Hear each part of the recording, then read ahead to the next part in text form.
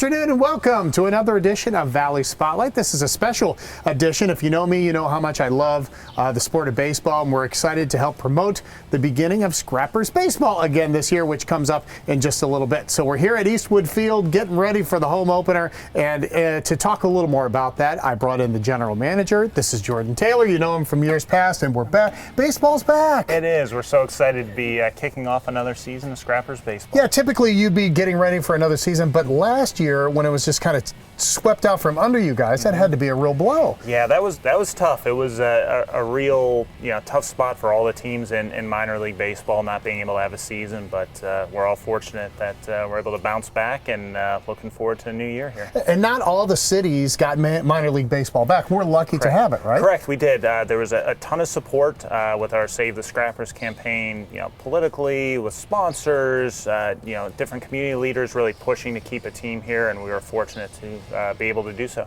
Back in the day, we were affiliated with the Cleveland Indians. Yes. That's not the case anymore, but it's still minor league baseball, right? It is, and we are partnered now with Major League Baseball as a whole, so we have a long-term deal with them, and it's really cool and is going to bring great players here, and now fans will get a chance to see every team's potential future big leaguer at Eastwood Field. All right, let's talk about where you get the players from. Sure. If the Indians aren't giving them to you, where do you guys get them? Yeah, so it's going to work in conjunction with Major League Baseball and a company called Prep Baseball Report. They are responsible for getting the players and the coaching staff and managers to us, and then we'll oversee them while they're here. And then what happens to the players? And are we at a point where they're going to get drafted, or have they been drafted? Yeah. How's it work? So this is pre-draft. So they're coming here as a showcase, and the goal is for them to enhance their draft status. So, for example, if they're projected as a 10th round pick right now, you might be looking at a signing bonus of about $100,000. They play well in this league and move into even say the 5th round, it's a $300,000-$400,000 swing financially for the plus for them. So there's big motivation to play here in front of all team scouts, getting top-end coaching, and really getting to see what it's like to be a professional player.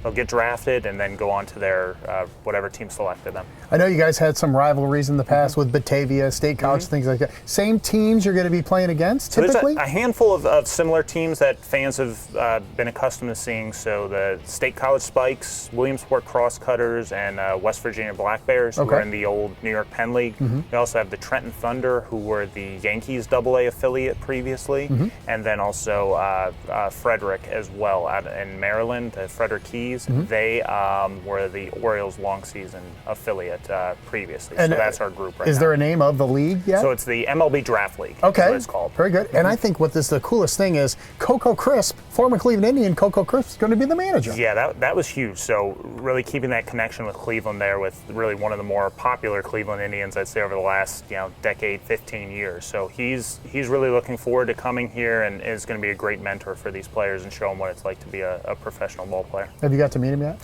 Over the phone, Zoom, things like that. He's actually due in town in a couple days, so looking forward to meeting him in person. How cool. And I think if you're a fan, I'm sure he'll be signing autographs and things like that. Yeah, so I mean, he wants to be a part of the community and accessible, so he'll be a big part of what we're doing this year. Well, we'd love to have him. We'd love to have Scrappers Baseball back. Over 20 years we've had Scrappers Baseball here at Eastwood Field. It is. So we've had over 100 former big leaguers play in Scrappers uniforms, and we're looking forward to seeing the next 100 over the next decade plus. Awesome. Thank you, Jordan, for being with us. I appreciate it. We're wrapping things up from Eastwood Field. Heather Sahli's here. Your official title with the Scrappers is? Assistant General Manager of Marketing. You got to be so excited. We are thrilled to open this ballpark up. Last year was so hard. It was like Major League Baseball is taking away all minor league teams.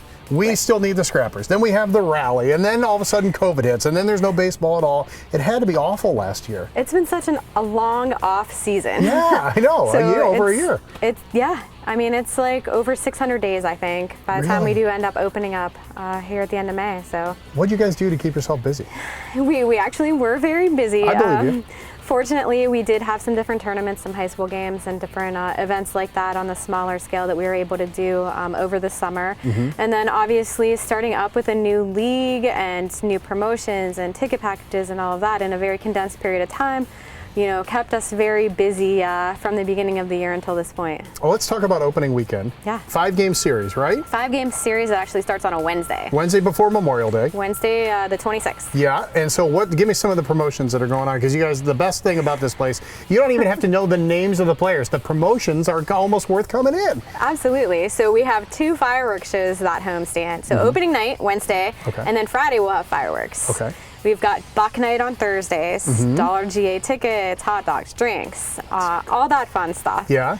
And we have on Saturday the Superstars, big inflatable characters. They'll be roaming around the ballpark, entertaining the fans. And then we have Sunday, of course. We have Every Sunday Matters, bringing in some donations for the Second Harvest Food Bank, children's books, and you can get a free general admission ticket to the game. Very cool. How do tickets work? How do you group yourselves away from other people but still be able to enjoy the experience here at Eastwood Field? Yeah, we have social distance seating. So we do have groups of, say, 2 through 10, depending on your grouping size, where you're able to sit in sections that are distanced from other groups, and those are already set up, so you're able to purchase them in person at the box office, or you can get them online at mbscrappers.com, which is very simple. Print your tickets at home, or you can even have your tickets emailed to you and then just show them at the gate.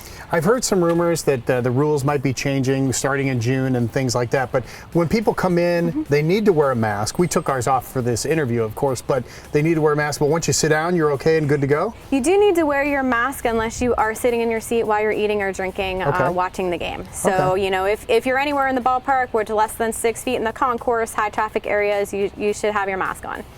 What's your favorite thing at the concession stand? I am a fan of the nachos. Okay. All this nacho talk. I know. Right around lunchtime, it happens dinner time, sure. Yeah, so definitely like that. I mean, obviously we've got the favorites of the Handel's ice cream and Dippin' Dots and all the dessert options that are good here too. Especially on Buck Night, you can really fill up on Buck Night, right? You can. There's probably a record for somebody that ate so many hot dogs or had sure there is. way too many beers.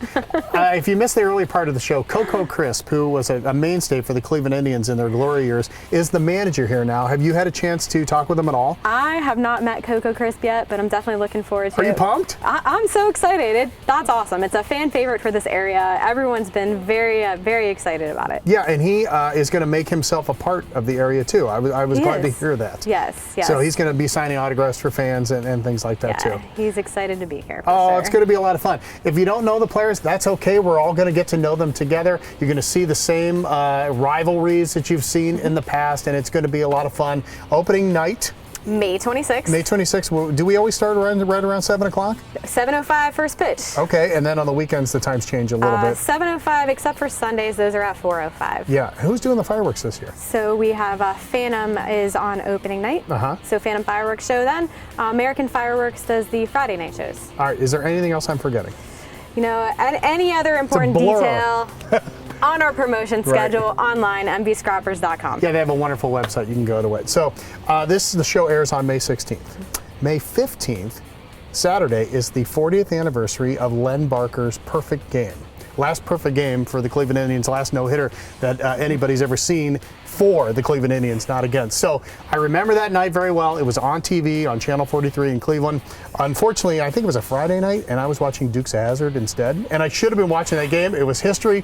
But for our retro-mercial today, we're going to give you some Indians fever, a retro-mercial with the voice of Joe Tate, now deceased, one of my all-time idols. So this is one of my favorite things. So I hope you enjoyed the retro-mercial. I hope you enjoyed Valley Spotlight with the whole baseball theme today. You can watch us on our Roku channel. You can go to our website, valleyspotlight.com. You can go to Facebook. You can go to Instagram for all those things. Thank you so much for letting us come out. This is so cool. Thank you. We're happy to have you here. I'm not even going to bother you about throwing out the first pitch and things like that. I'm not going to bother you because I'm too old now and I can't do it. Thanks for watching Valley Spotlight. We'll see you again next time.